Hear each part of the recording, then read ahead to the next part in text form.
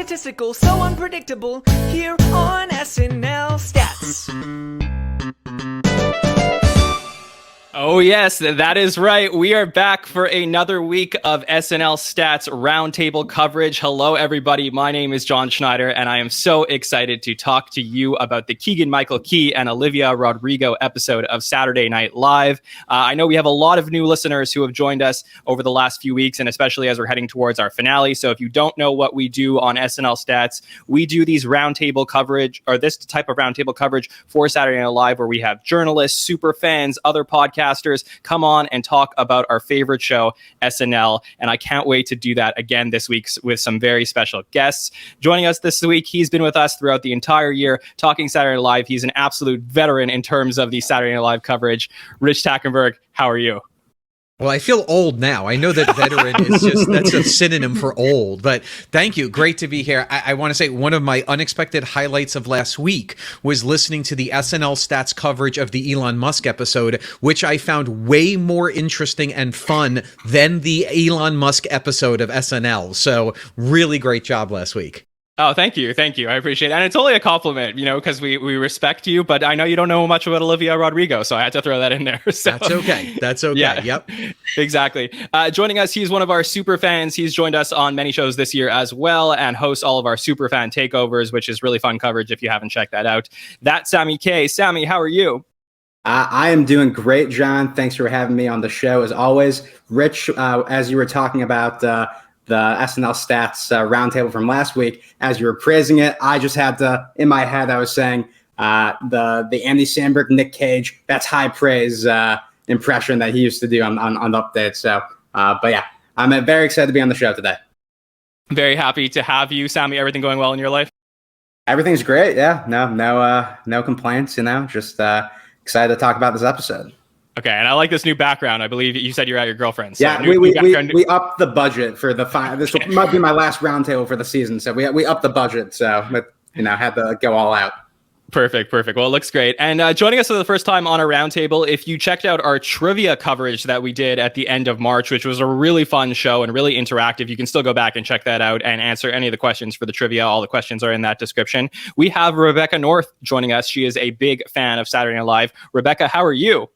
I'm great. I'm super happy to be here. I loved listening last week. As Rich said, it was significantly better than the episode itself and more entertaining. So I was very happy to be on this week following that.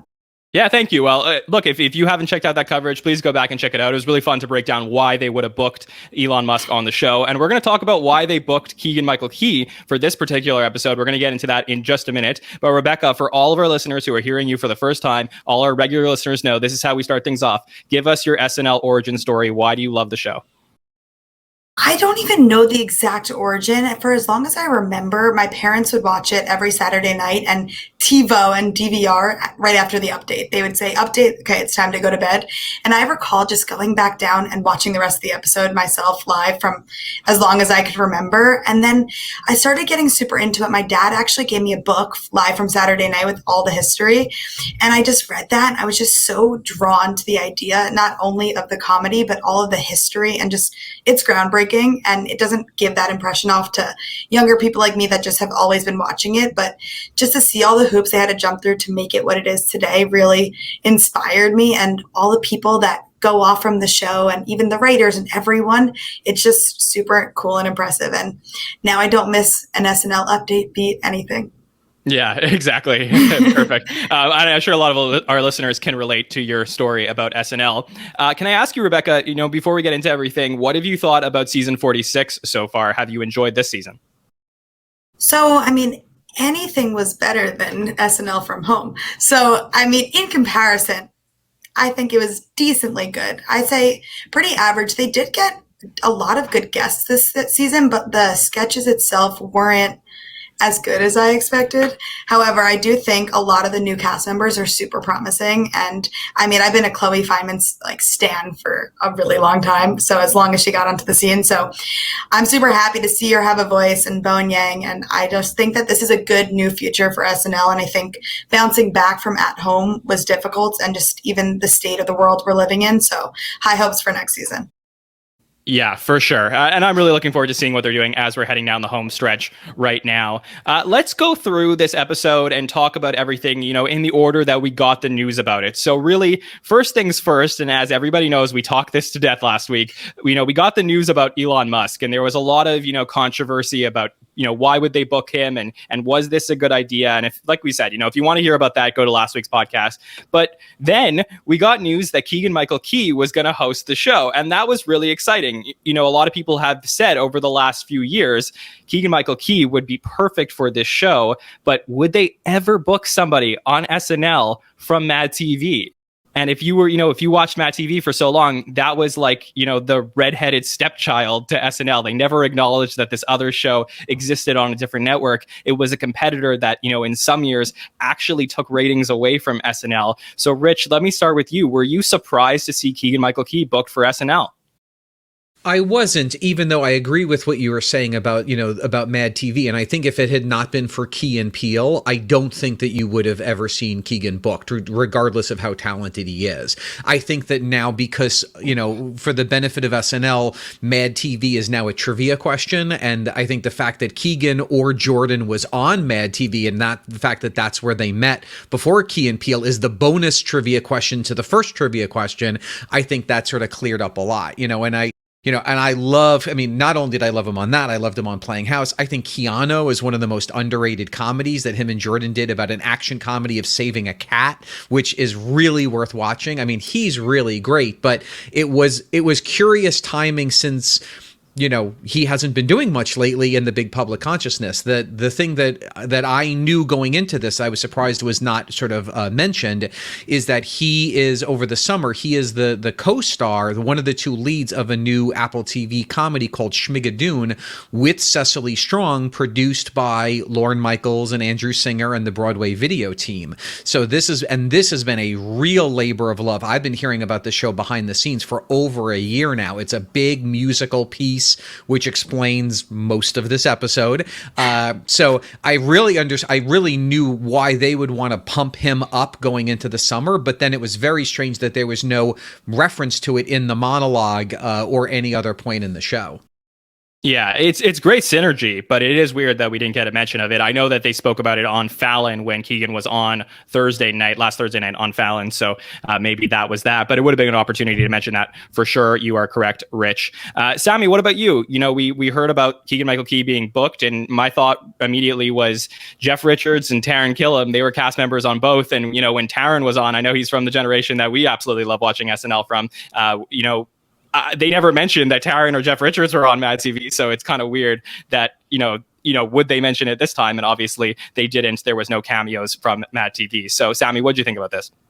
Well, I was just super excited in general. As you said up top, Mad TV is kind of the redheaded stepchild of the, televised sketch comedy of the last, 20-ish years. And as someone who, grew up as an SNL fan, I was very anti Mad TV. I would never watch it. I was very much I'm an SNL fan, and I really just never watched it. My friends would show me clips on YouTube of Bobby Lee as Stewie Griffin, and I would just be yeah, that's fine, but it's no SNL. So, but Keegan-Michael Key is someone who through Key and Peele. That was a show that my friends and I in college watched all the time. So many incredible sketches.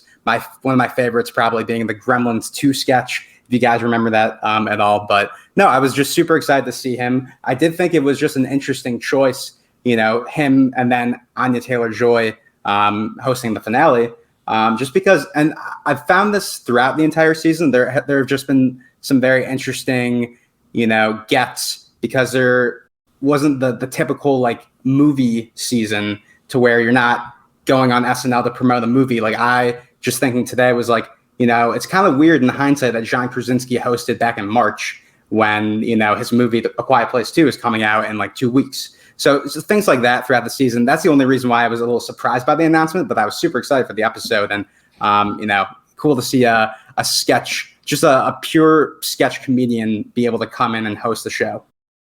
Yeah, just so you don't get killed in the Twitter comments, I think he hosted in January, but even more to your point that Sure. that was, Regardless. Yeah, exactly. That is more to my point. It was just months ago. Yeah, exactly. Rebecca, you told us your SNL origin story. Was there any Mad TV origin story in there? Did you ever watch that?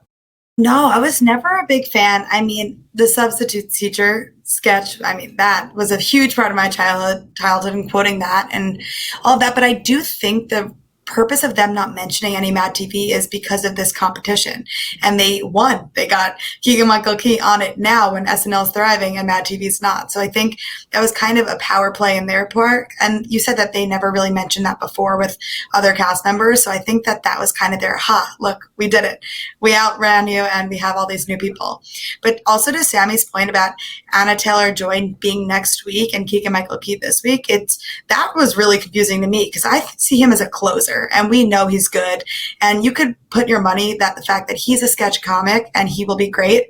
But she's newer to the scene. And I was really shocked that they were going to do that for their closing finale. Well, I think Keegan-Michael Key thought he was hosting the season finale. Yes. That's what happened. Actually, let's do this backwards because I brought it up. But Rich, you are the man of the good nights. That was an all-timer for me. Well, it definitely felt like either something came in early or they had to cut a sketch because I felt like he was vamping, and Keegan, he's amazing. He comes from Mad TV and Key and Peele, but those are all taped shows. So live TV is different. And you could feel him sort of stretching. And then at the end, when he was basically saying, we'll see you next season. At least he caught himself. No one had to tap him on the shoulder and say, hey, hotshot, we still got one more to go. But so he caught himself, which was very funny, but a very fun way to end the episode. Yeah, I look forward to seeing if Anya Taylor-Joy mentions it in her monologue next week or something like thanks, Keegan-Michael Key. Okay, so, that was people were really excited about this particular episode. Obviously, Keegan-Michael Key is built for the show. Like, this is the perfect host. And I don't know if he fully delivered on that with regards to the episode. Now, was this his fault? We're going to get into it. So let's start with talking about the cold open / current events. Obviously, this is a much different cold open than we saw last week. Last week was, its own particular theme. This was Mother's Day. It was really emotional. And this was more in line with your current events, story of the week, where now we have this No More Masks cold open with Fauci and Kate playing Fauci. So, Rich, let me start with you. What do you think about this cold open? I liked it. It was, here's what I'll lead with, the positive, which is, when I see Kate McKinnon as Fauci, I'm like, oh, here we go again. And then it was like, oh no, Fauci is going to be the MC of a different bit. It's not going to be a Fauci bit. Although I love that he described himself as the patron saint of Purell. I like that a lot. But I did like this, that, there is this thing that SNL in the last 10 years, they love the idea of bad theater, that it is a go-to in a series of sketches that have never been my favorite. But this one, I liked it in that it wasn't just on the nose jokes. It was sort of an interesting mix up of different things about living in 2021, some COVID related, some not, all under the guise of COVID. I don't know if it was cohesive enough for me, but I liked it enough. I thought it was fun. And I did like the fact that I cannot remember the last time that every cast member was in a sketch, with exception of Colin and Michael. That did make it a fun energy to this cold open. So I've seen better, but I've certainly seen worse. You're so right. I kept thinking about, we spoke about former Mad TV cast member Taran Killam. I kept thinking about that, theater sketch that they used to do with the boxes with Adie and Beck, and they're all wearing black. And it was that was so funny. And I think this was like in line with what they were doing then. Sammy, what were your thoughts on this cold open? I definitely enjoyed this cold open. For me, when we talk a lot throughout the roundtables of the season about how big this cast is, there are so many, I feel kind of missed opportunities throughout the season where we didn't see, Adie with Kyle, a lot, or we didn't see these certain pairings of people just because the cast is so big that, Kate and Adie are going to do their thing and Beck and Kyle are going to do their thing. So for me, the thing that I took away from this cold open was just being able to see, the show really take advantage of having all of these people in their stable. I overall enjoyed it. Definitely, for me, one of my I wouldn't say one of my favorites of the season in regards to cold opens, but definitely on the better end of them. Yeah, for sure. Rebecca, what were your thoughts? I mean, and scene. I loved the improv vibe. And I loved how awkward it was because we got this new announcement this week, no mask, after being told, wear a mask, wear a mask. And it is awkward. You don't know what to do. I walked into Trader Joe's yesterday and there was a sign saying, you don't need a mask. And I was uncomfortable, left my mask on. And I think they did a good job reflecting that awkwardness in the sketch because it was a super dry, awkward sketch in regards to something that is so current and everyone is feeling like, what can I do? What can I do? And obviously they always take that to the next level, but also to the point of Kate McKinnon being Fauci. I was like, this again. And she is the cold open queen. Don't get me wrong. She does it and she does it right every time, but it was kind of nice that she took a back set and like she did the impression. She did a great Fauci, but it wasn't what we were focused on. We're like, okay, what are they going to show us next? And what dumb thing are they going to suggest in this next sketch? So I thought that was a cool way to do it and kind of reflected how we all feel. And I felt that painful awkwardness myself. And I was like, this is literally how I'm feeling. Like, what can I do? So yeah, I think they did a good job. This is so fascinating because we have listeners from all over the world. I know we have some British listeners, and I'm up in Canada, and it's just very different from country to country how people are recovering from COVID and the vaccine rollout and all of these awkward situations. I think last week about Beck, wiping his nose and then putting his hand in the peanuts, which scares me, and I can't stop thinking about that. And I had this thing where I went for a walk with a friend the other day, and he went on Bumble or Tinder or like one of the dating apps, and he went on a date with somebody for the first time. And I said, do you know what she looks like from the nose down? Because he went for a walk with somebody and they didn't take off their mask. And when I saw this thing with Chloe and Dismukes where he takes off the mask and he's wearing the goatee, I was like, this is so great and so relatable for so many people because they're like, okay, I didn't know what you actually look like. So I felt like there was little things here like the Bowen and Ego stuff, which has been like a running theme on Twitter and in through different sketches about, them being an item. I felt like there was like little elements here that were really cute. And to all of your points, I love the energy of this thing. The fact that, there were so many cast members, the energetic live from New York, really excited to start the show. So let's get into the show. Let's talk about the sketches that we want to talk about. Rich, I'll start with you. Give me a sketch that you would like to talk about. I mean, I how do you not talk about the Muppet sketch? I mean, that to me was just everything about that was fantastic. I mean, that sketch starts and I'm like, what is going on here? I mean, how did they get the ability to use the Muppets? For people who are too young to remember, the Muppets actually were part of season 1, even though not the Muppets that we know, like Kermit and Fozzie and stuff. I mean, this was just tremendous. This was, starting with the simple premise that we all growing up watching the Muppet Show thought is, why doesn't anyone shut these two assholes up? Like, why are they allowed to heckle Kermit and Fozzie so relentlessly? And then just bringing in the bouncers, Keegan, one of the true characters that he really did this episode, like a really great character.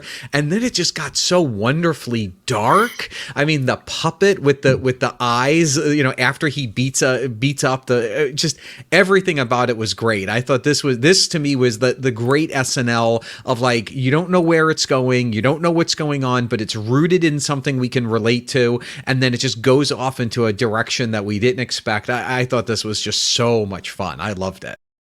This was fantastic, like literally 10 out of 10. I haven't done, Rich, you'll be on with me in a few weeks. We'll talk about our favorite sketches from the season and do a season wrap up. But this could be one of my favorite sketches from the entire season, maybe from the last few years. It was just so, I'm like, how have they not done this before? And this is one of those things that when you're an SNL fan and you see a great sketch, you're like, how did they never do this before? It was so smart. Sammy, what'd you think of it?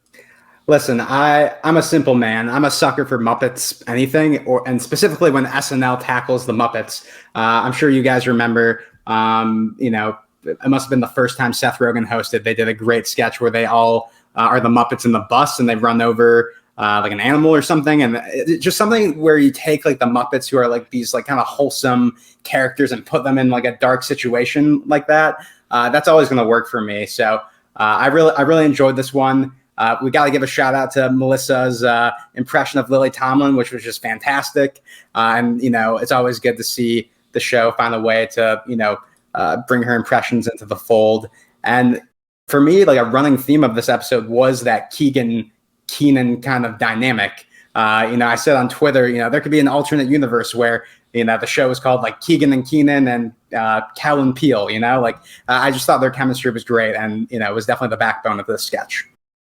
Yeah, you mentioned Lily Tomlin, and I know Rich brought up the fact that the Muppets were actually cast members in the first season. Lily Tomlin was one of the first hosts ever of Saturday Night Live. She was on the 6th episode of the show. And what would happen during the first season is they would have this, this sketch called The Land of Gorch. And this is like nothing. If you have watched SNL now, like this is not what SNL is today. This is a very weird, it was like its own show. The Muppets, you would never recognize any of these Muppets in anything else, but they were like SNL specific Muppets, and the cast members at the time hated the Muppets. Nobody wanted to have them there.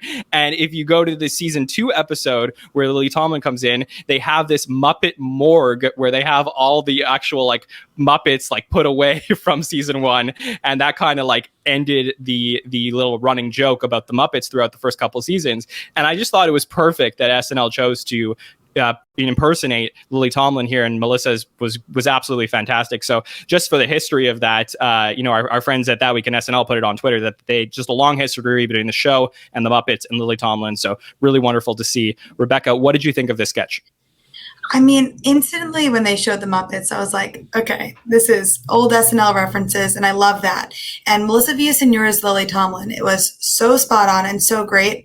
However, I wish they played into it more, and they just kind of glazed over it, and she was kind of awkward. And I know that that was part of the character, but like, it was a little uncomfortable, her just standing there. But I think Kyle Mooney deserves an Emmy for his Kermit impression. That was I so didn't spot even on. know it was Kyle. It was so amazing. Yeah. I thought that they had the legitimate puppeteers there, and I was like, how are they on board with this? But the impressions were so good. And I mean, Keegan and Keenan knocked it out of the park. And I thought, Keenan was really holding himself back from laughing, which only makes you laugh more. So I thought it was just so spot on and so great. But I do wish the Melissa Villaseñor was a little more involved, and then could kind of tie together why she was there instead of just being like, oh, here, we could do another impression. Let's throw it into here. So I wanted to see a little more of that. Go ahead, Richard. No, absolutely. I also wanted to add, because I think this is a sketch where you really see where Keegan added in a way that other guest hosts could not. This premise was so solid, but then you've got Keenan doing this weird voice, and it's really with another actor, you might say it's a hat on a hat. Like, what are you doing? It's so perfect as is, but he was so when he says he wants to hear what the dragon has to do, and then he starts. What did he start calling him? Kramer or something? Kramer, yeah. Calling him Kramer. I don't think that a John Krasinski or go back to the other really good guest hosts, I don't think that you could play that level of that voice and that level of just that energy that he brought to it. I thought this was really the perfect example of Keenan hosting the show. Yeah, you are more than welcome to leave, I think is going to be in my head for a very long time. So great. That was awesome. And also just want to point out from our friend James, he said that the Muppets were operated by the Monkey Boys out of Philadelphia. So just wanted to let you guys know that. Sammy, so let me come to you. Do you have another sketch from this evening that you want to talk about? Yeah, so I am infamous on the show earlier in the season for saying that I think Heidi Gardner one day will win an Oscar or an Emmy or something. So the Last Dance sketch for me was a little bizarre that, obviously, that came out at the start of quarantine. So doing a very specific parody over a year later was an interesting choice, but I thought the entire piece worked for me. That was the type of character work that I feel like we've really mainly, for the most part, seen from her on the update desk. So being able to see Heidi, bring that wacky character into a full realized sketch, even though it's a pre-tape. I really enjoyed that. And I actually have not even finished The Last Dance. So I didn't even know that was a real person that she was parodying in that sketch, and that actually happened in the show. So, when parodies, when you don't even need to see the material that a parody is based on, and it still, hits for you, that's a good sign. It's such a great point. It's actually something that I was just talking about before with some people, which was actually, I'm curious, on the panel, Rich, have you seen The Last Dance before? I did. I saw this, and as soon as when the bit starts, that character is almost in the background, and my wife Jen and I were like, "Oh my god, that's the guy from." And then and I didn't even know it was Heidi at first, and then when it becomes that she's perfect, and the whole idea of real. I mean, obviously you do it now because you have someone who can do Michael Jordan. So, but you're right, Sammy. The timing of it was so strange. Like, why now? The why was because you had Keegan, and I wonder if she's been sitting on this premise for like, I just need someone to play Michael Jordan. I just need someone to play Michael Jordan. But as someone who saw it, brilliant. And just, I mean, even recreating, the drink and the cigar on the table, everything about this was great. I loved it. It was so great. Rebecca, have you seen The Last Dance? Because if you haven't, okay, so there you go. So you haven't seen it. So did this hit for you as much as it did for us? So I liked it. I was very entertained. I mean, Heidi Gardner was phenomenal. And I didn't even need to know the character to just like laugh at her and see her in that character that we've never really seen that exact side of her. And I was like, this is so good. And seeing that she wrote that, I was like, she knew what she was doing when she wrote this and gave herself this character. And I mean, Chris Redd was really good as Dennis Rodman. And I think that was a big point. The second I see him, I'm like, okay, Dennis Rodman. And I'm not a huge basketball person. I didn't watch it, but the characterization was so spot on in that sense. But I mean, I did think it was strange timing. In my mind, I didn't see it. I know that it was a series, and I thought it was still going on. I was like, oh, I guess kind of the hype died down a little and it's still on. And that's why they're bringing it up now. And I understand waiting for the perfect person to do the impression, but I kind of feel like it would have really done well a couple months ago.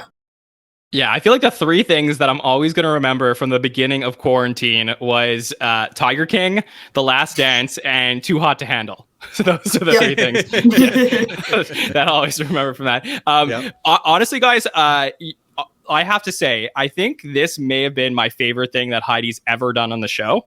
And we praise her Weekend Update characters, how she could get so into them, almost like a method actress. And I just thought that this was so well done, because what I talk about all the time in the sketches that don't hit as well, especially this season, is there's a lack of escalation.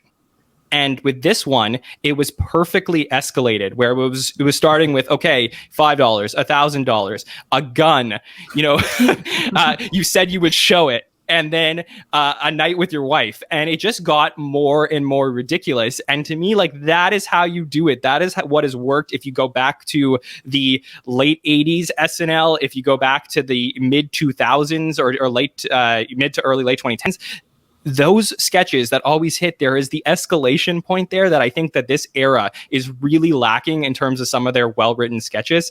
And I was just so happy to see this. But what I will say, guys, is that the Muppet Show and Last Dance, or I guess Last Dance and then the Muppet Show, to me, felt like their own show this week. I could not believe that how great Last Dance and the Muppet Show were, to the point of the quality of the rest of the show completely dipped for me. So I want to talk about some of these other sketches, but I'm just warning our listeners in advance. I wasn't high on anything else besides this. And it was just crazy how this season in particular, I find some episodes, there's just parts of them that are fantastic and others that are not as great. And I don't know why. So let's explore that a little bit. I'm going to start with Rebecca. Give me another sketch that you want to talk about. Jim, I thought I could have watched Cecily Strong do that the entire night. I could have watched an hour and a half of just Cecily Strong.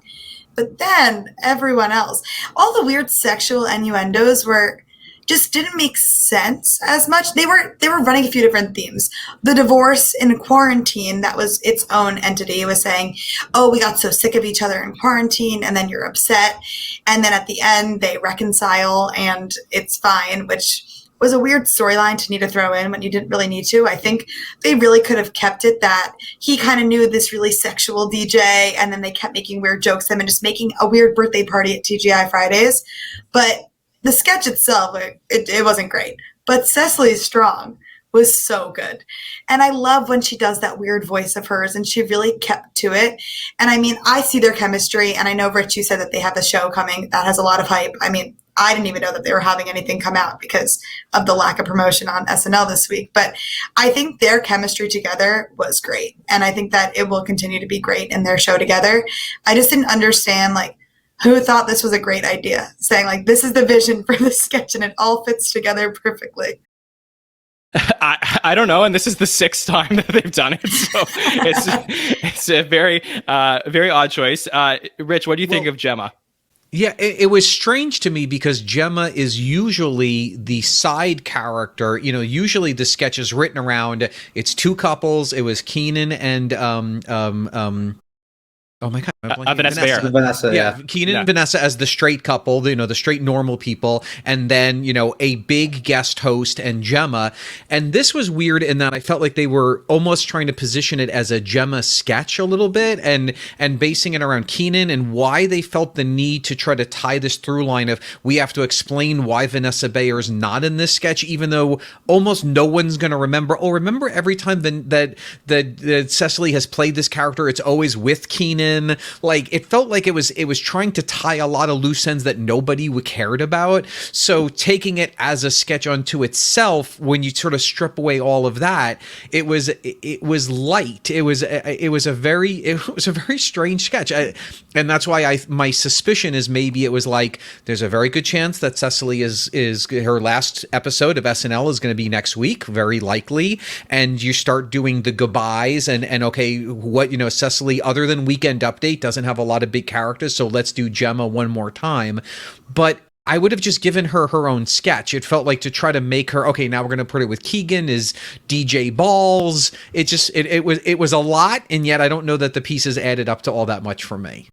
Yeah, well, the connection wasn't even with Keenan and Gemma. It was with Keegan and Keenan, which then doesn't even tie together if they were trying to take an ode to an old sketch. Very strange, yeah. Yeah, and actually, before I get my thoughts, Sammy, let me get yours. Here's the thing. For me, like when this sketch came on, I was just excited to see Cecily Strong bring this character back. She hadn't done it in a couple of years, and although it wasn't as strong as the past kind of renditions of this premise, I thought a lot of the dynamic between her and Keegan worked for me. The "Stick It to Me" song I thought was funny.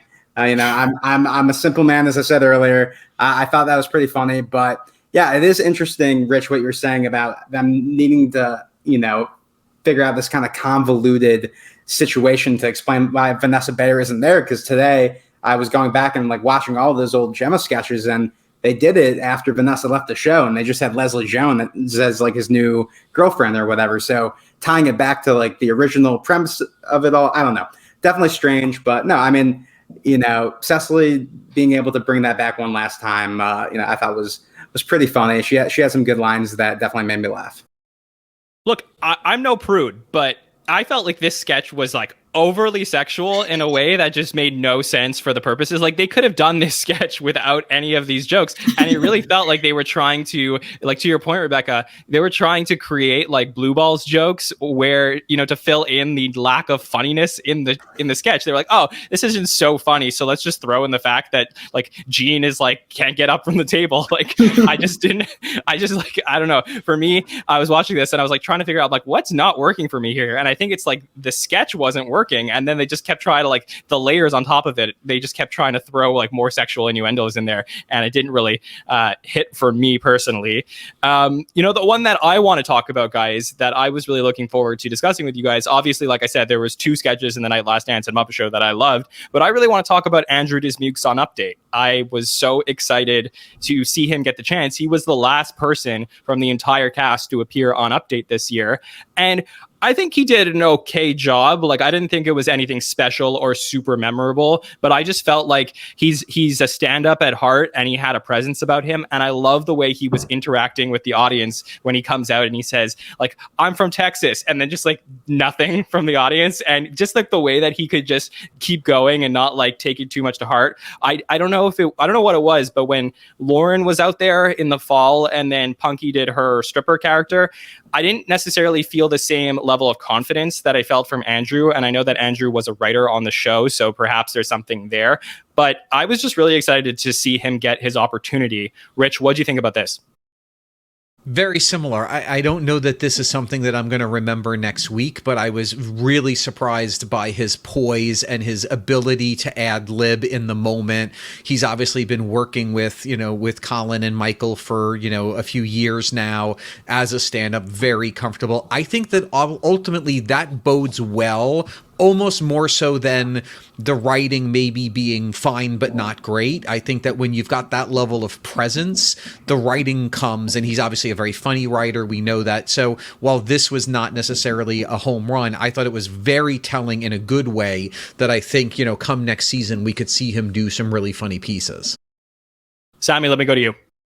I've been a big champion of Dismukes this entire season, so I was really happy to see him kind of get his shot. I thought the piece really worked for me. Maybe it's because I'm a 90s kid and, the Disney Channel original movie, was something that was in my household very often. So, a lot of that material really hit for me. I really thought, his timing and everything, kind of going with what the audience was giving him with, the kind of the jokes that were hitting and weren't hitting, I thought worked pretty well. And I really like to see his kind of rapport with Colin. Colin was kind of digging him, throughout, the piece, when are you getting to the great grandma story sort of situation. But, I think of the 3 update pieces from the featured players, I might put Punky's like a smidge above this one, but, definitely a very solid outing for Dismukes. Rebecca, what were your thoughts on it? So I have very different thoughts than you guys. I was just trying to wrap this is good. to say, when did I laugh? Like, I didn't even remember. I know Rich said you won't remember this next week. I couldn't even recall like chuckling at a joke. I thought it was pretty dry, but he did just seem so comfortable up there, and he played with the audience. And I mean, every time a new cast member has their first update, my favorite thing, like, I just want to give them a hug, and you see Colin look at them at the end, you're like, you did a good job. Like, it's so great in that sense. And it was your first time and you get it out the way, but I don't necessarily think it was funny. I do think it was good, and it showed us to get to know him, but he plays that character. He plays himself in all the sketches we've really seen him and shine in, and he plays just like kind of like the nerdy little boy. And I think that is him, and it showed us. I really want to see another side of him because I know he's a genius writer, but I want to see him portray some of that. And in terms of the other new cast members, weekend updates, not necessarily my favorite, but I think Lauren Holt, I mean, she'll have her time to shine when 80's off the show. They're just so similar, and their bits were so similar, but Punky Johnson knocked it out of the park that time. So it's lower down on my list. Yeah, that's fair. Let me ask you guys now. I know we're going to do some more season summary stuff in a couple weeks, but if you had to rank the 3 new players this season, 1, 2, and 3, not just based on their update stuff, but from everything you've seen this season, I want to see if we have consensus among the order. Rich, what would you say? That's a hard one. I mean, it's also hard because you're looking at screen time. I think you put Dismukes first, Lauren second, Punky third, but I don't put Punky third because I think she's the least talented. I just don't think she's really had a chance to do much that I could even remember when you asked me the question other than this week. Interesting. Yeah, I was going to say that's interesting because I would have flipped those last 2. I would have put Punky and then Lauren. There's definitely a bunch from this season that stands out that Punky was in for me. Strolling to the Polls was definitely one of my favorites, of this season. And I thought she was, a good part of that as well. And then, yeah, I mean, for me, Lauren's probably third there. Yeah. Okay. Rebecca, what about you? Yeah, I agree with Sammy's order. I mean, maybe I'm biased because I just love Punky and I watched her stand up, and I think I'm a little biased in that sense. I mean, but if she had more screen time, I think she would knock Andrew out of the park. But Andrew's a consistent character, and I think he will do the same thing. He kind of like has Kyle Mooney vibes to me, that he knows who he is and he knows the roles to play. And I think that's why he's had such success in his first season. Yeah, that's fair. Rich, is there anything else from the episode that you want to make sure that we talk about? Whew. Well, I agree with you about the rest of the sketches. So many sketches, or I shouldn't say so many. There were a couple of, like, I thought the prom newscast, whatever that was. It was interesting to me in that it kept getting so close to being really good, but it never got there. And it was so many different pieces, parts, but I don't know what they were going for. So I admired it. And maybe if I was 19 years old and I had just been to prom, this would speak to me. I could have a child that would be too old to understand these prom jokes, but I was really kind of lost on what the overall premise was, or what the statement was, beyond just we're gonna have fun making fun of a prom, or what if there was a news report from a prom. But I only call it out because I felt like there were a lot of little moments that were very cute in and of themselves. They just didn't, for me, add up to any one thing. Yeah. Sammy, what did you think of this? You know, it's interesting because we're a week out from the infamous Gen Z hospital sketch, and you know, I feel like SNL is kind of struggling with trying to get that, you know, next generation of fans, and I think they are trying to, you know, find a way to connect with them, and I think, you know, this sort of sketch, you know, I guess the premise alone lends to that, but you know, I don't necessarily think it, you know, succeeded. I definitely thought it was funnier than, you know, the Gen Z hospital sketch. But, you know, I mean, you know, maybe it's because I also have a younger sister who is only a year or two out from her prom, and I was a camp counselor. So some of the bits, you know, definitely worked, you know, within the actual sketch. Sorry to interrupt you, but was there any actual Gen Z jokes in this? Like, that's what I'm trying to figure out. If it was just like a like, hey, these are a bunch of like prom related jokes, or was there anything in particular Gen Z that you noticed, Sammy? No, I mean, I think that's more so my issue with it, I guess, is that it wasn't. It was kind of like they were trying to aim towards the kind of younger demographic with that kind of template, but yeah, it didn't necessarily have, you know, that sort of voice, I would say. Yeah, and to jump into what you're saying, John, I noticed it was, I think they were trying to capture a young element, and yet it was a prom in 2021, and no one was on their phone in the entire sketch. And I was like, what? I mean, that would be the sketch if I were doing a prom in 2021. So it definitely felt like it missed the mark of what it really is like to be in high school today. For sure. Rebecca, jump in here. So, I mean, I'm not too far out of high school. So I think that I think that they did this on purpose in this episode. And we saw some of the Cut for Time sketches and they chose to put this one in. And it's because they had a younger crowd watching because of Olivia Rodrigo in this sense. So I think they were trying to appeal to that younger crowd. I do agree with Rich that I kept waiting for like the kicker. I kept thinking, be like, this is good, because their characters were great. I mean, those were the people in high school. Like, I was sitting there thinking like, oh, that's that person from high school. And I kept wanting to say that. And I think Keegan did a good job of being that stereotypical, like super senior and who's back. But usually in any movie or teenage film like that, it's, oh, the really dumb guy who just like can't graduate. But his was his over involvement. And then I was like, I don't really understand where this character is coming from. And I think they could have done it as like the guy that just keeps failing out of school and just made him like a little dumber, and it could have been funny. And then he could have had some funny lines to tie it all together.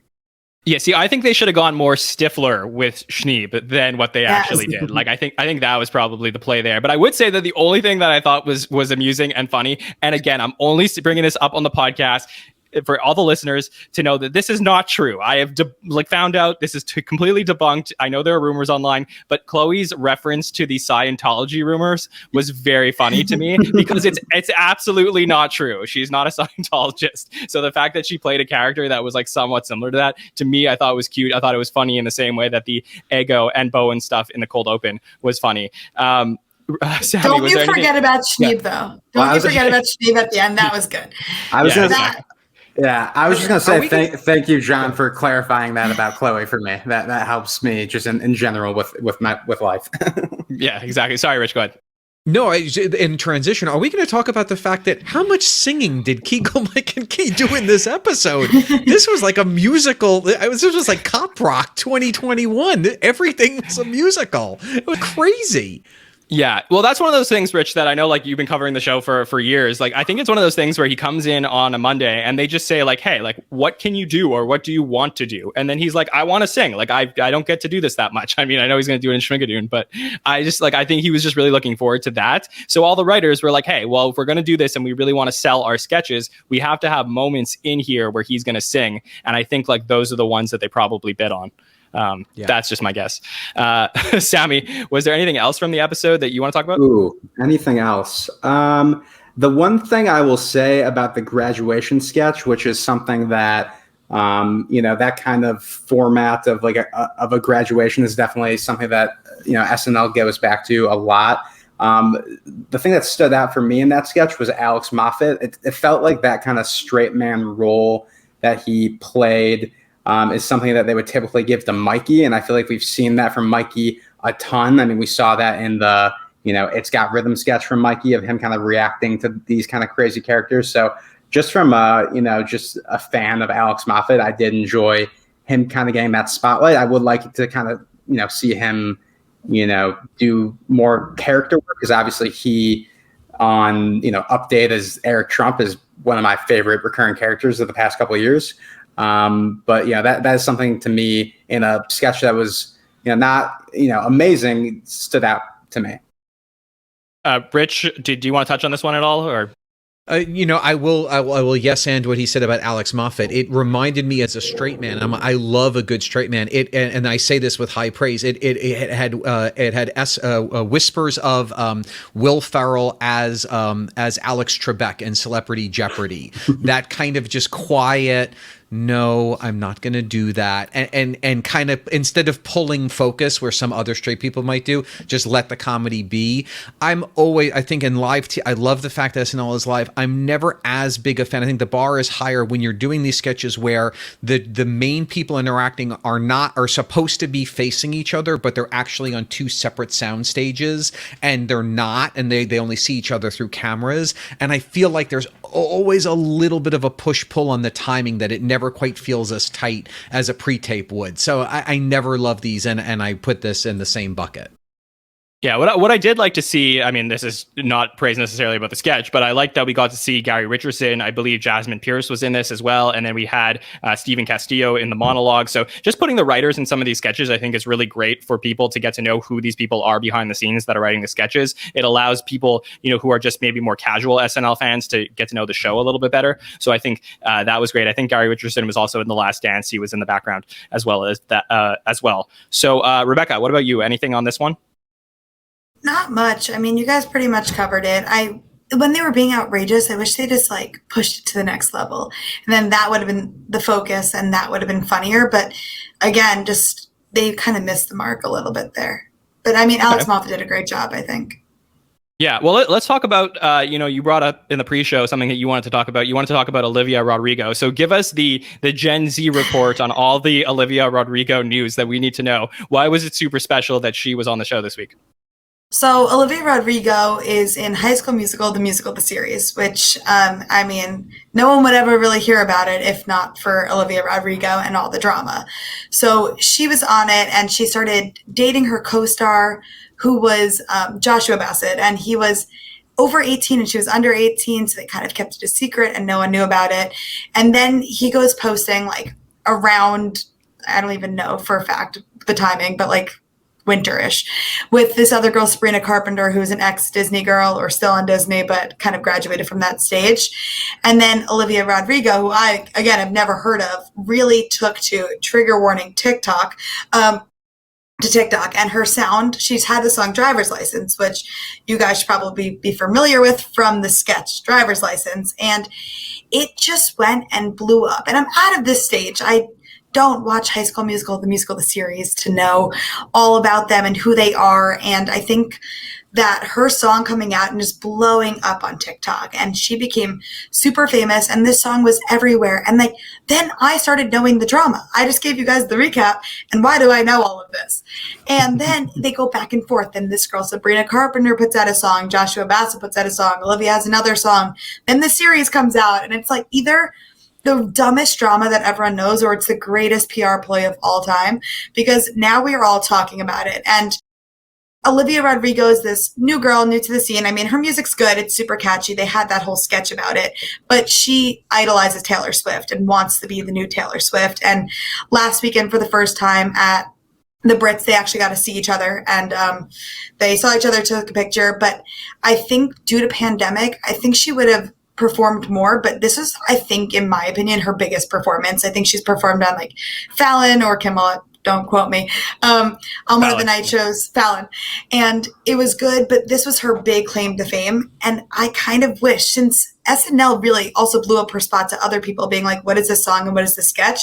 I thought it was a hilarious sketch when all those guys were out in a bar and then Driver's License comes on. They're like, oh, this song's okay. And then they're talking about the drama and they're singing it and they're belting it out. And I know it was her first performance on SNL and first just huge performance in general. But I was hoping, a little part of me, that in the background of the set, all of the SNL cast members would just be there swaying and singing. And obviously they weren't going to do that on her first time. They were going to let her have her time to shine. She did a great job, especially just that is a lot of pressure when SNL talks about you. She was posting on her Instagram, it was her birthday, or her birthday was the day before. And she was like, this is the best birthday present I could have ever asked for, is to be a whole sketch about me. And I feel like I wish she tied into it, but she didn't. The second song she sang, Good For You, she released on Thursday. So newer single, kind of Hayley Williams Paramore vibes. That's what I got, which is very different from her Taylor Swift vibes in her other two songs she has. So, I mean, first time, she did a great job.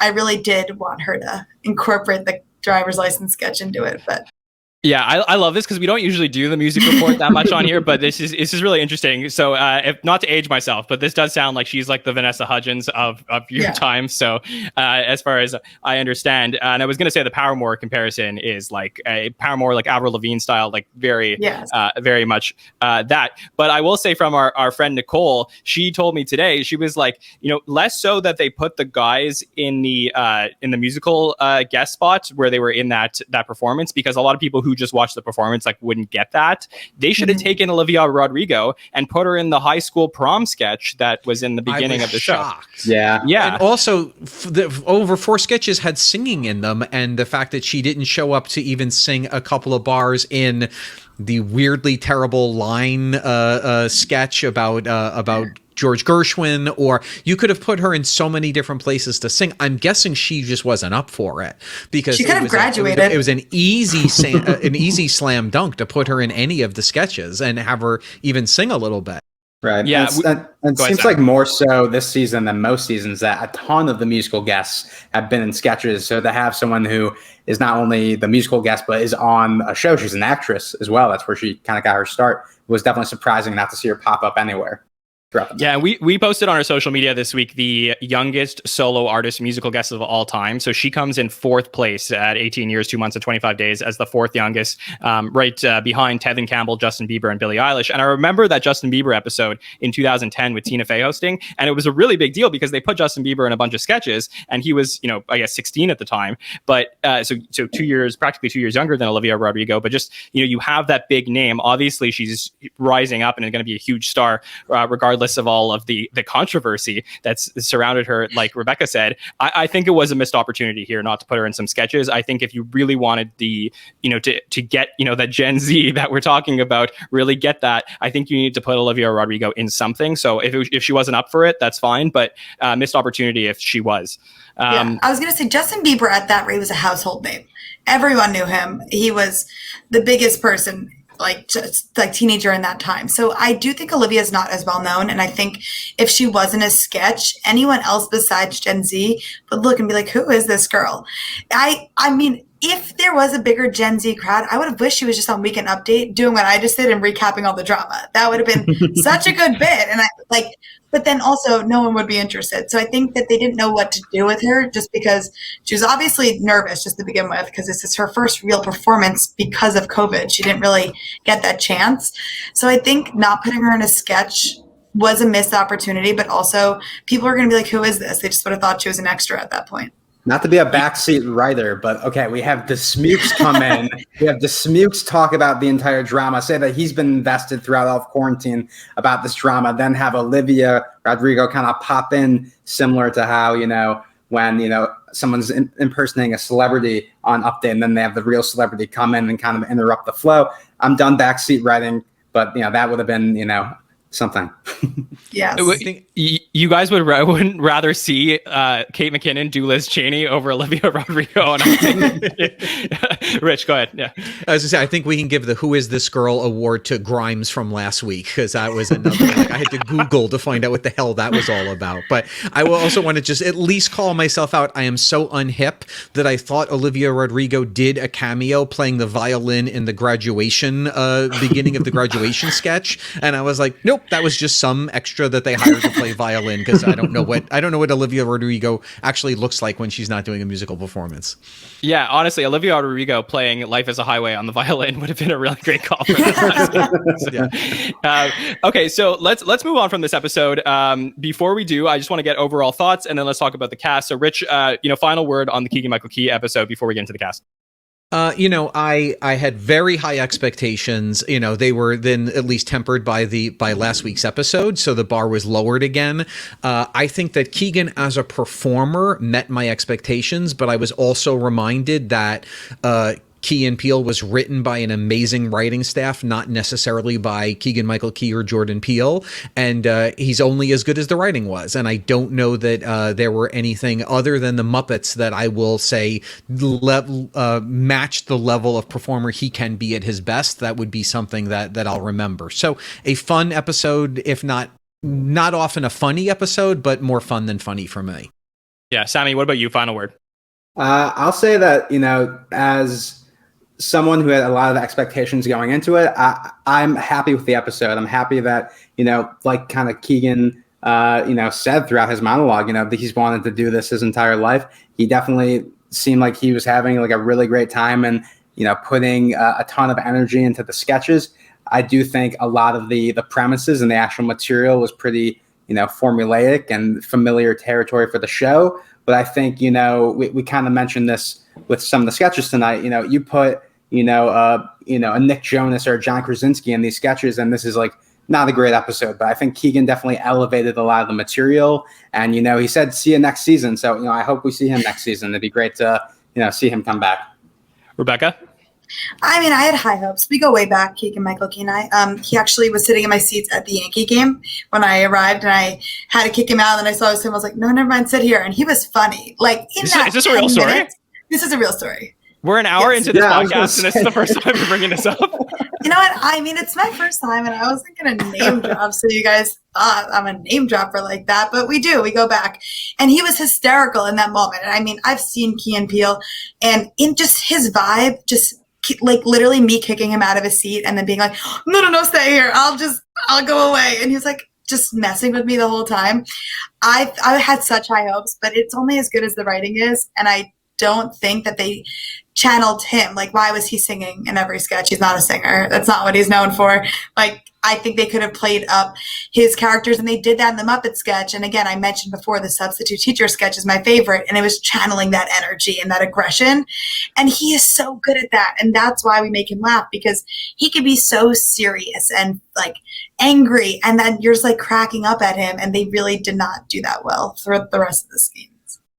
Yeah, way to bury the lead on that. We love name dropping on this show. I'll name drop as much as I can about John Lovitz being at the Star Wars when I saw Star Wars Episode 9. But continue. Yeah, I name dropped Chappelle when I saw him at the Comedy Cellar. Trust me, if you got something, you got to bring it to the podcast. Okay. Okay, so let's talk about the cast. Rich, is there anyone on the cast you would like to point out, someone that stood out to you in this particular episode? I mean, I think Heidi. I think The Last Dance was great. I will say, we didn't mention in the Gemma sketch, I felt like for having very few lines, I thought Heidi had great assists in just amping up the comedy and the silliness. So I liked her, having a crutch for no reason. And I thought in the prom sketch that I thought Heidi did a really nice job of anchoring what wasn't a great sketch, but could have gotten when they kept cutting back to Bowen and Heidi, it could have gotten very sluggish. So I liked that. And I thought, Cecily, this was a lot of great moments, maybe not a lot of great sketches, but a lot of great moments for Cecily. It was really fun to see her in so much this week. Sammy? Well, I already mentioned Alex Moffitt. It was great to see him. This seems like kind of redundant to say, but I mean, I thought this was just like a really solid Keenan episode. Definitely, we saw a lot of him, and I did really enjoy, as I said before, his kind of dynamic with Keegan-Michael Key. I mean, we keep going back to that Muppet sketch, but that is one I'll certainly, return back to. I'm trying to think. If there's anyone else I'd want to shout, let's leave it at Keenan. All right, Rebecca. Well, I was going to say Keenan and Heidi. I thought Keenan did great assists. He really did. I think he helped Keegan-Michael Key, and they have great energy together. And I think that that's great. But also, I think Heidi, she really just shined in this. When I look back, I was like, she just made me laugh so much. And there were so many castmates in all the sketches, and none of them really stood out except for these two, which is so shocking. Usually when they have such diverse people in each sketch, and then it was kind of a flop in that sense. But they both really did a good job. Yeah, I second all of that. We can move on because I just think Heidi was absolutely fantastic. Like I said, could have been her best thing that she's ever done on the show. And I think obviously this was a Keenan episode. The chemistry between Keenan and Keegan was obviously radiating off the screen. So totally agree with all of your picks over here. So this is what we usually like to do. We like to talk about our expectations for next week. I would like to do this in two parts. One is, we're talking about the cast right now. There's some potential that some cast members could be leaving us. We don't know. We don't know anything official. I know that Shay was potentially joking around with some fans on Instagram saying that he's out after next week, but we're not really sure. Obviously, there's questions about Kate and Cecily and 80, Colin and Michael, Melissa. I could go through the entire cast. We really don't know what's going to happen, but let's go around the table. Let's talk about a little bit of predictions. Is this possibly the end? Just speculation. Rich, what would you say for the cast? Anyone that you think could be going? Yeah, I think that we've gotten the sense, 80 now has a show on Hulu that's done well. Cecily's got the new show coming up. We've heard Kate talk about, I could see them. I think that they did a good job this season of transitioning Kate out of the big spotlight so that if Kate leaves, it won't be as big a hurt as it would have been during the Hillary years. So I could see this being a year of a big exodus. I mean, you've got 5 featured players who are doing tremendous work, or 6, it's a good time. I even wonder if I were Kyle, I might be looking at, having done some good work, but do we need to see Baby Yoda next season? I would say no. So I definitely think we could see a lot of people leaving at the end of this year. Sammy, what about you? I'd say the only person I feel confident that is not leaving is Keenan. But other than that, no, definitely there's a solid, chance for a lot of these people, as we've mentioned. I do think that I saw an article recently talking about how just the show has kind of changed to where, whether it's just Lauren is more flexible with, the cast members being able to do other projects. Obviously Michael Che just had his sketch show, 80 Bryant's doing Shrill, and so on and so forth. So it will be interesting to see if that is something that, looking ahead with SNL, if it seems like people are staying longer and sticking around longer, and it could have just been because of COVID. We do feel like a lot of people would have left last season.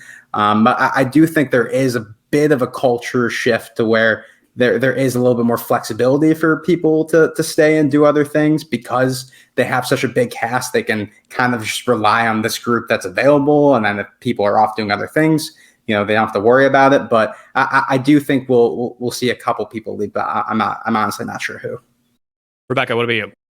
I feel like with a slow Cecily start to the beginning of the season, I think we kind of saw what SNL was like without her, and that was kind of a good way to wean her out. And I would have thought 80 Bryant also because of Shrill, but Shrill's ending. It's done. So then what is she going to do next? I haven't read that she's had anything lined up. So I feel like we might get her for another season while she gets her ducks in a row and decides what's next for her. But I really just want Mikey and Beck to just go off, start their own show, do their bits, do what they do best, because they do such a good job at SNL, but they're now so typecast into the same roles. Like Beck this week being the horse guy, I don't even know his name. Like that was just, he was himself though. Like now I'm at the point where I can't really see them as characters. I see them as themselves. And that's when, in my opinion, you go and you start your own show. And we have Heidi and we have Ego coming up and the scene. I think in terms of females, I think they're going to be the next top things as Chloe gets more screen time too. And I think that we're at a good place for people to leave. And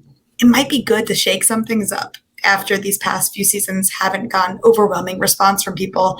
But then at the same time, you don't want to lose Kate McKinnon, who carries the show on her back. So I don't know. But I do think Cecily is probably out. Yeah, I'm not sure when this happened. It may be, and if I'm misremembering something over the last few years, I apologize. But it may be with Sudeikis when he was kind of debating, for a few different years about whether to go or not. But I don't know when it became so taboo to just say like, "Hey, this is my last year, and then we're gonna do like a really nice final sketch for you."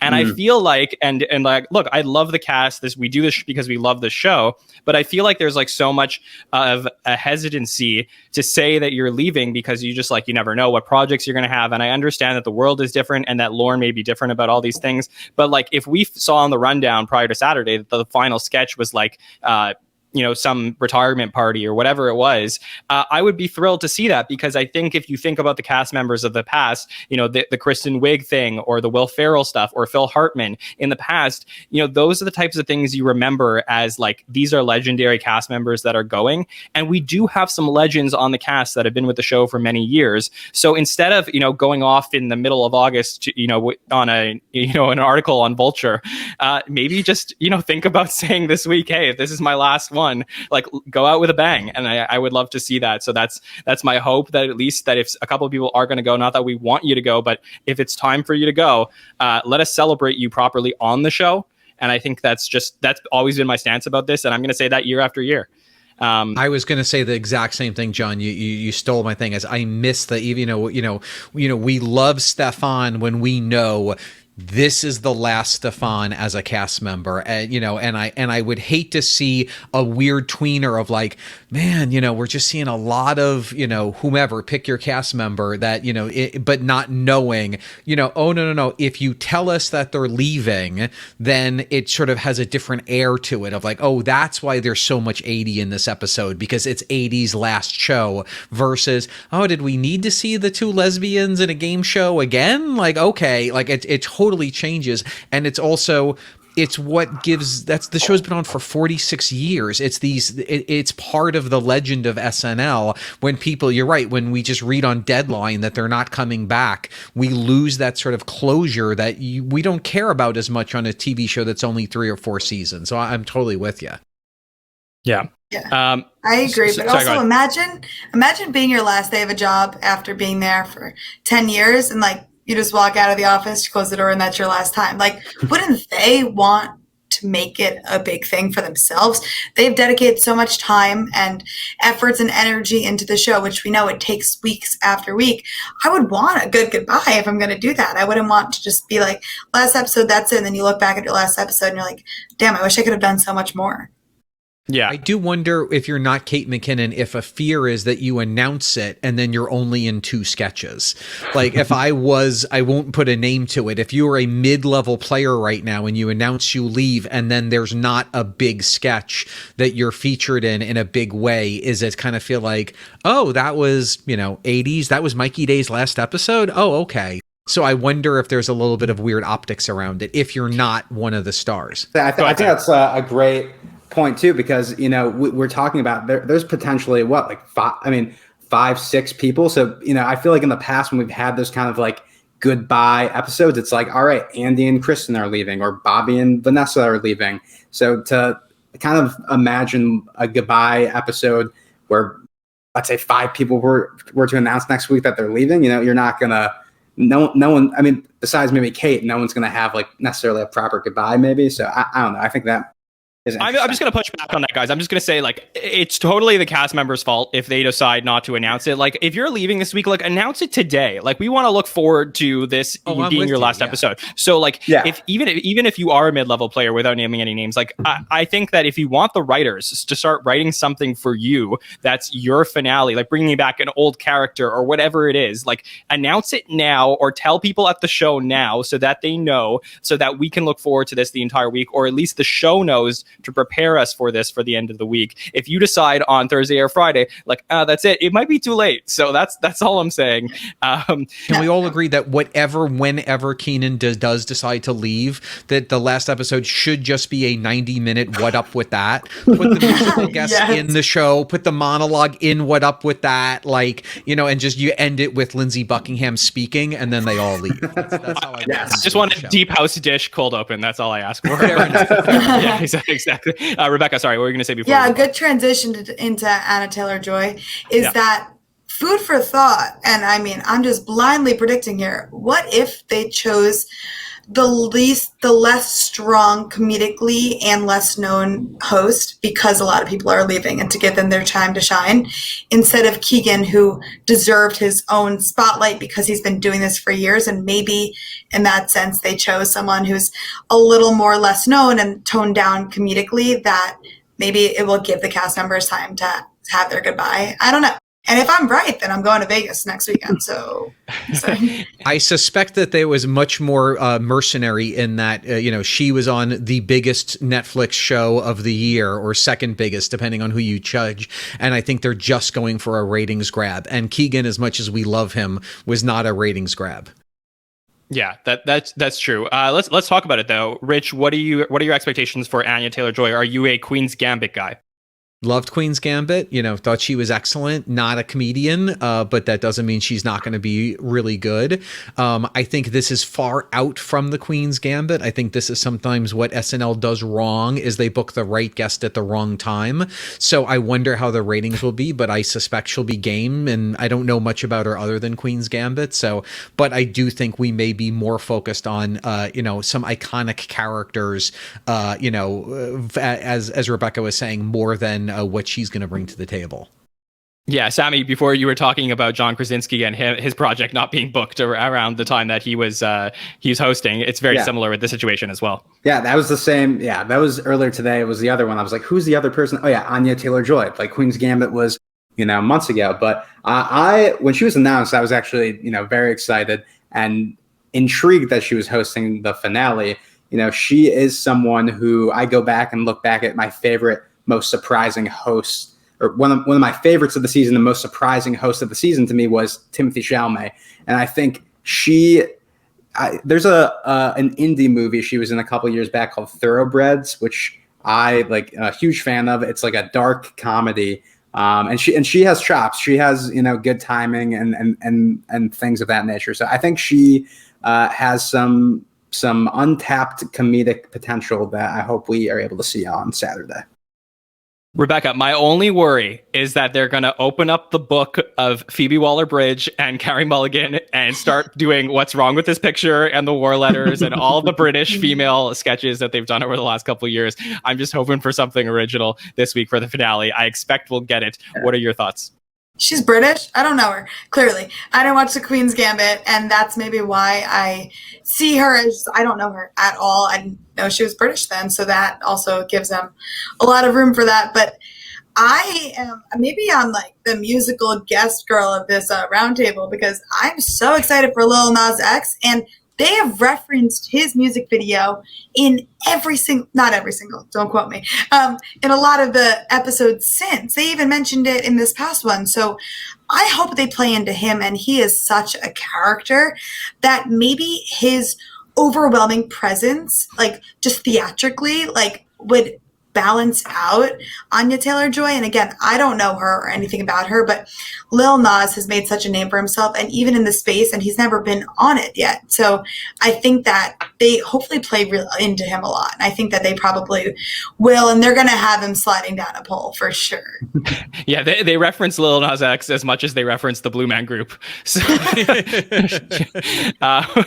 all right, guys, this was really great. It was really fun to talk through this episode. I really enjoyed Keegan-Michael Key as a performer. The episode probably didn't live up to the quality that we were all hoping, but I think there was, like I said, some gold here in a couple of those sketches that I think we're going to be talking about for years to come. Rich, where can people reach out to you? What have you been up to? And tell the listeners where they can find you. I've been doing nothing. I just work all the time, morning, noon, night. I never leave No more this storytelling? house. I'm here until we get back into live theaters. There's very little going on. So I'm at Rich Tacken on Twitter and on Facebook. Say hi, love saying hello, but nothing going on. Just looking forward to the wrapping up the season. Also, Rich, we had a great conversation with Don Roy King. Can you tell the listeners why they should check that out? Oh my God. It was what an honor. It was great. We had that, through the team here, we had the director, Don Roy King of SNL, came on to talk about what it's like directing, tell some stories, give us some perspective, talk about COVID. This is definitely an interview that if you've seen, light, interviews with people behind the scenes, this is way deeper than that. Really an SNL nerd. And it's very timely. It was not, if you're listening to this weeks later, no reason to not listen to it now, because it was very much an evergreen conversation. Absolutely. Sammy, where can people reach out to you and what have you been up to? Well, you guys can find me here at That Sammy Kay on Twitter, Instagram, and TikTok. Making some TikToks over there, please feel free to check them out. I try to, put myself out there for the people. You guys should also check out our Superfan Takeovers if you haven't. And I was recently on the That Damn Michael Che episode as well. Great conversations. So please check those out. Yeah, Sammy, we're going to get you to do some SNL Stats TikToks coming up. So that's true. The cat's out of the bag. I just didn't, but yeah. More to come. Yeah, exactly. Rebecca, thank you so much for joining us. You were wonderful on your first roundtable. It was so exciting to have you. Where can the listeners reach out to you? At Rebarbecue on TikTok, Twitter, Instagram. I don't really have a pitch for myself. I'm funny and thirsty, so I love followers. What have I been up to? Nothing. I mean, you guys don't know me, so you don't know what I've been up to anyway. But I've been up to nothing. I'm in Seattle right now, so different area. I'm actually going home to New York, and I put in for the lottery for next week's episode, so fingers crossed. Thank you for reminding me. I forgot to say, yes, I believe SNL is going to be at full capacity for the first time this season going into the finale. So that will be exciting to hear the full audience. And there is a lottery out there. I saw that was posted today. So thank you, Rebecca, for reminding me. And I hope you'll join us again for another roundtable next season. So really happy to have you on. So, for everything we're up to on SNL Stats, we spoke with the Don Roy King, the That Time Michael Che. We were trying some fun things over the last few weeks. We did some coverage of the 2021 MTV Movie and TV Awards that came out a couple days ago. Host Andy Hoagland from Entertainment Weekly and SNL In Review did that for you guys. We also had a roundtable last week about Elon Musk. We spoke about that to death. This coming week for our finale, we have a live show. So if you haven't checked out our live shows before, those are really fun. We get on YouTube immediately after the show. We have lots of people in the chat join us. We take questions from the chat. It's really, really exciting to do those shows. I have the time of my life doing them. So I look forward to seeing you all joining us on YouTube at 1:10 a.m. after the show. We also have our roundtable coming up next week for the finale. And then we'll be back also in a couple weeks to wrap up the entire season. So I really just want to thank all of our listeners. If you're checking us out for the first time, I hope you enjoyed our coverage. We love some feedback about everything that we're doing, because this is a community-based podcast. We do this for the fans of Saturday Night Live. Make sure to follow us at SNL Stats on Twitter or Instagram or both, and subscribe to us on YouTube or any podcatcher to never miss a show. For Rich Tackenberg, Sammy Kay, and Rebecca North, my name is John Schneider from SNL Stats. Thank you all so much for joining us, and we will see you next week, guys. Have a good one. But we're here for the numbers as well. So let's get statistical, so unpredictable here on